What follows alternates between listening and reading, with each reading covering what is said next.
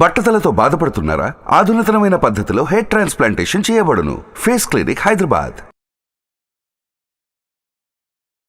కొనడం మాట పక్కన పెట్టేయండి అన్నట్టుగా అనిపిస్తుంది. కొంచెం ఎక్కువ ఇప్పుడు పెళ్లిళ్ళ సీజన్ కాబట్టి తప్పక కొనేవాళ్ళు కొంతమంది ఉన్నారు. ఆ కొనే దాంట్లో కూడా కొంచెం తగ్గించేశారు, తులాల శాతం తగ్గిపోయింది. కానీ ఇంతగా పెరగడానికి కారణాలు ఏంటి సార్? అంటే గతంలో మనం మాట్లాడుకున్నాం, ఎగ్జాక్ట్గా లాస్ట్ ఇయర్ చూసుకుంటే కరోనా పరిస్థితులు మొత్తం అన్ని ఆర్థిక మంది ఇవన్నీ దృష్టిలో పెట్టుకుని 50 దాటుతుందని మాట్లాడుకున్నాం. ఇప్పుడు 60 కూడా దాటిపోతుంది.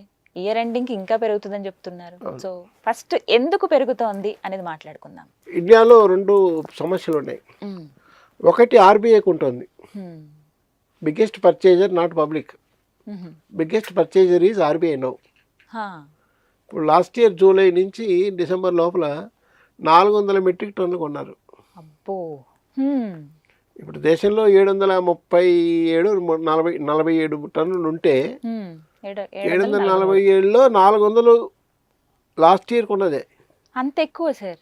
ఎందుకంటే రేపొద్దున ఏదైనా విపత్కర పరిస్థితి వస్తే గోల్డే తాకట్టు పెట్టాల్సి వస్తుంది.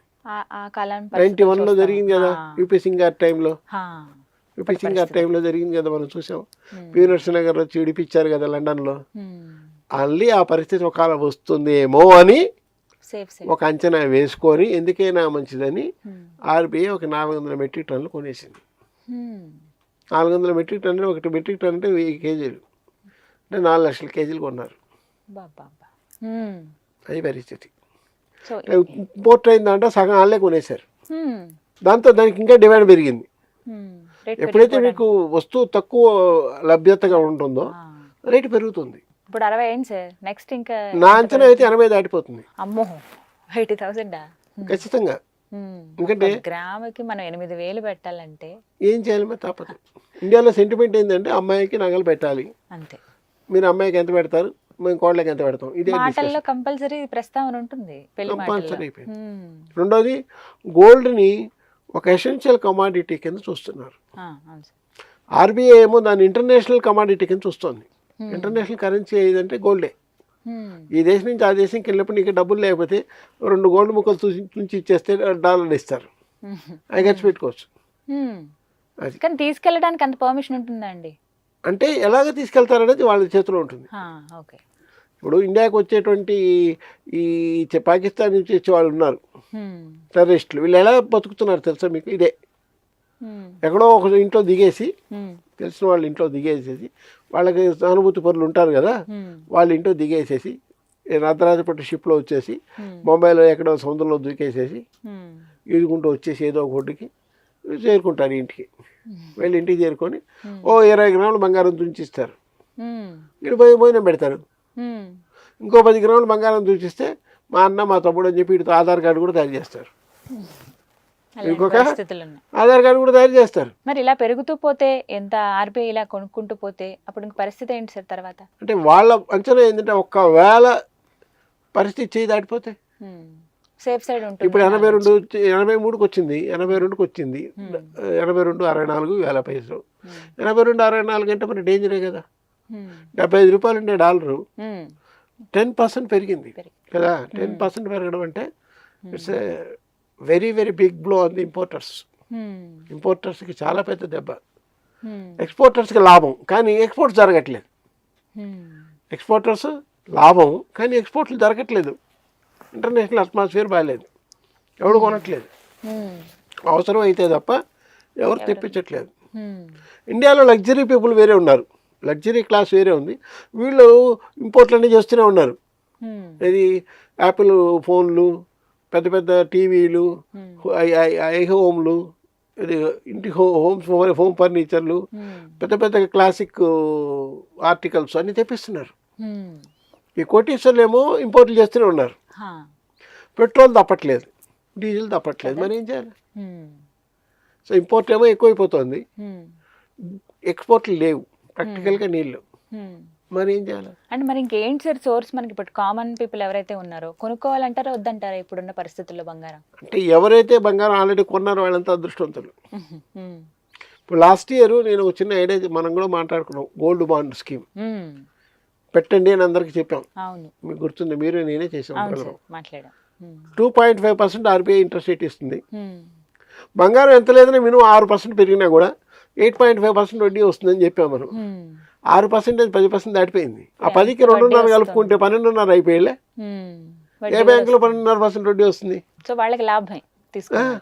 ఇప్పుడు ఆలోచన చేయొచ్చా గోల్డ్ బాండ్స్ ఏమైతే? ఇప్పుడు కూడా లాభమే. 80,000 అవుతుందని చెప్తున్నాయి కదా, 80,000కి 70,000 అయినా కూడా లాభమే. అలా ఇంట్లో ఏదో మూల పడేసే బదులు, బీరువాలోనో ఎక్కడో పెట్టే బదులు అదేదో గోల్డ్ బాండ్ రూపంలో పెట్టుకుంటే చేస్తే డబ్బులు కూడా అంతే, డబ్బు కూడా పెట్టచ్చు. గోల్డే పెట్టక్కర్లేదు ఆర్బీఐ బాండ్లో. ఈక్వలెంట్ అమౌంట్ ఆఫ్ మనీ కూడా పెట్టచ్చు. 10 గ్రాముల బంగారం ఈరోజు ధర ఇంత, నేను 10 గ్రాములకి ఇంత చెక్ ఇస్తున్నా అంటే మనం చెక్ ఇచ్చేసి కూడా పెట్టుకోవచ్చు. చాలా మంది పెడుతున్నారు. కానీ సార్ ఇలా ఇవి రేట్ పెరిగిపోవటం వల్ల డమ్మీవి అంటే 1 గ్రాము ఇలాంటి జ్యువెలరీ వీటికి ఎక్కువ డిమాండ్ పెరిగిపోతుంది కదా సార్. లేటెస్ట్ ఫ్యాషన్ ఏంటంటే 18 గ్రామ్స్ 18 క్యారెట్ వచ్చింది. 14 క్యారెట్స్, 18 క్యారెట్స్, 20 క్యారెట్స్. అవును చూస్తున్నాం సార్. బట్ నా సలహా ఏంటంటే 18 క్యారెట్ కొనొద్దండి. ఎందుకని అంటారు? 20 క్యారెట్ కూడా కొనకూడదు. ఎందుకంటే దీని హాల్ మార్కింగ్ లేదు. అవును, ఇది 20 క్యారెట్ అంటే 24 గ్రాముల్లో 4 గ్రాములు కాపర్ కలిపారని అర్థం. 18 క్యారెట్ అంటే 24 గ్రాముల్లో 6 గ్రాములు కాపర్ కలిపారని అర్థం. ఇది 6 గ్రాములు కలిపారనడానికి సర్టిఫికేట్ లేదు, ఎంతైనా కలిపేయచ్చు. అది అందువల్ల 18, 20 కొనొద్దని నేను చెప్తాను. కానీ ఇప్పుడు ఎంత డిమాండ్ సార్ వాటికి. గోల్డ్ లో కూడా చూడండి డిజైన్స్ అందులో వస్తూ ఉన్నాయి, రకరకాల మోడల్స్. ఇప్పుడు గోల్డ్ కొనుక్కునే వాళ్ళు 2 నెక్లెస్లు వచ్చేస్తున్నాయి. ఇప్పుడు 50,000 పెట్టి 56,000 ఉందా సార్, 56,000 పెట్టి తీసుకునే బదులు 30,000కి 2 కొనుక్కుంటున్నారు. అంటే ఇవన్నీ కూడా రీసేల్ వాల్యూ ఉండదండి. అవును సార్, అది కూడా. ఇప్పుడు 18 క్యారెట్ పెట్టి నువ్వు కొంటాం, 18 క్యారెట్ బంగారం కొని రేపు పొద్దున మళ్ళీ దాన్ని రీసేల్కి పెడితే కొనేవాళ్ళు లేడు. ఇప్పుడు షాపుల వల్లే మళ్ళీ తీసుకుంటాము 4 గ్రాముల బంగారం అయితే మీకు 2 గ్రాములకే అలా తీసుకోవాలంటే దానికి హాల్ మార్కింగ్ ఉండాలి, నంబర్ ఉండాలి, దానికి ఒక సీరియల్ నెంబర్ ఉండాలి, ట్యాగ్ నెంబర్ ఉండాలి. ఇప్పుడు ప్రతి ఆభరణానికి హాల్ మార్క్ ఉంది, ఒక సర్టిఫికేట్, ఆ సర్టిఫికేట్ ఈ నంబర్ వేసి ఇవ్వాలి. మా దగ్గర 12 డేట్ కొన్నారంటే సర్టిఫికేట్ ఇవ్వాలి, అది ఇవ్వట్లేదు కదా. ఇప్పుడు గవర్నమెంట్ రూల్ పెట్టింది కదా సార్, ప్రతి దానికి హాల్ మార్క్. అంటే వాళ్ళు ఆర్నమెంటల్కే ఇచ్చారు, ఆర్నమెంట్స్ కి మాత్రమే. 18కి లేదు, ఓకే, 20కి లేదు. అంటే 22 క్యారెట్స్ గోల్డ్ కి మాత్రమే, 22 క్యారెట్కి మాత్రమే హాల్ మార్కింగ్ ఉంది. లేదా 24 అంటే బంగారు కడ్డీలు అమ్ముతారు లేదా బిస్కెట్లు అమ్ముతారు, వాటికి ఉంది, దీనికి లేదు. సో అనవసరంగా ఈ 14 క్యారెట్స్, 20 క్యారెట్స్, 18 క్యారెట్స్ వెళ్ళొద్దండి. వీటిలో ఏముంటుంది, కాపర్ ఎంత కలిపాడు మనకు తెలియదు. అది 18 క్యారెట్ అంటే అందులో 14 కూడా ఉండొచ్చు, ఊనోస్. అంటే కాపర్ 1 గ్రాము 1 రూపాయి కదా, 2 గ్రాములు తగ్గించినా కూడా బోల్డ్ ఎంత లాభం కదా. లాభమే కదా సార్. అది అందువల్ల అవి కొనొద్దని నేను చెప్తాను. సో కొంటే ఉంది అని అనుకుంటే కొంచెమైనా 1 గ్రామ్ అయినా బంగారమే కొనుక్కోవాలి. అది 5 గ్రాములు కొన్నా కూడా ఒకటి బంగారం కొని ఇవ్వండి, నష్టం లేదు. ప్లెయిన్ గోల్డ్ అంటే గాజు లేదా చైన్, సింపుల్, వీటిలో ఇంకేం ఉండదు. ఇంకా అది కూడా కాదు, ముద్ద బంగారం కొంటే ఇంకా మంచిది కదా సార్. అదే ముద్ద బంగారం ఏవైనా ఒకటే, వచ్చిపోయి మేకింగ్ కాస్ట్ పెరుగుతుంది తప్పించి ఇంకేం ఉండదు. కానీ ఈ 18, ఈ 20 కొంటే డేంజర్ అనమాట. సో ఆర్బీఐ ప్యూర్ గోల్డ్ కొంటుంది, ఆర్బీఐ పరిస్థితి ప్యూర్ గోల్డ్ కొంటుంది.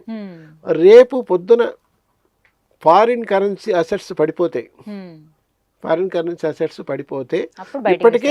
ఇప్పటికే $90 బిలియన్ పడిపోయింది. 624 పీక్, 624 బిలియన్లు ఉండేటువంటి ఫారిన్ ఎక్స్చేంజ్ రిజర్వ్స్ 500 చిల్లరకు వచ్చేసింది. ఇప్పుడు 505, 506. ఎందుకంటే గోల్డ్ ఎలా అయితే డిమాండ్ ఉందో ఫారిన్ ఎక్స్చేంజ్లో మనకు డాలర్లు లేవు, ఇంపోర్ట్లు జరుగుతున్నాయి కదా. సో దీన్ని మ్యాచ్ చేయాలంటే గోల్డ్ కొనాలి, అది ఇంటర్నేషనల్ కరెన్సీ. రేపు పొద్దున నిజంగా అవసరం వచ్చి ఇంకో 10 నెలల తర్వాత ఎక్స్పోర్ట్లు అసలు 0 అయిపోయి ఇంపోర్ట్లు అలాగే ఉంటే ఏమి చేయాలి? అప్పుడు గోల్డ్ కుదవ పెట్టాల్సి వస్తుంది. సో అందుకు ముందు జాగ్రత్త చర్యగా ఇట్లా గోల్డ్ కుదవ పెట్టాల్సి వస్తుంది ఏమో. రేపు మార్చి దాకా ఇదే యుద్ధం కంటిన్యూ అయితే భయం అయితే సెంట్రల్ గవర్నమెంట్లో ఉంది, చెప్పట్లేదు కానీ బయట అది నిజం.